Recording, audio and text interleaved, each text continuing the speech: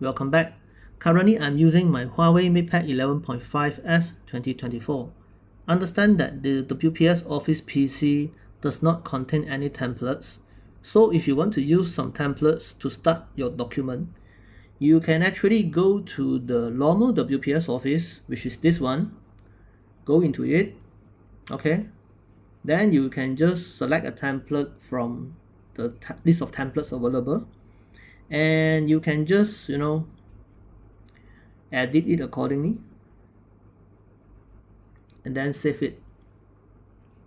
Okay, then just go back to your WPS Office PC, open the document,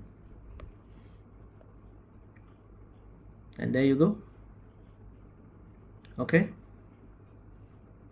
unfortunately there are still some minor things you need to manage, like the font here. As you can see, the font here is actually Calibri with the font size of 10, but the font here became Arial with a font size of 10.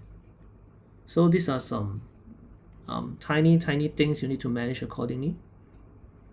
Okay, I'm not sure why the Calibri doesn't come or doesn't bring over to this WPS Office PC version, but just for you to take note, do expect something like this may happen and you need to manage it accordingly.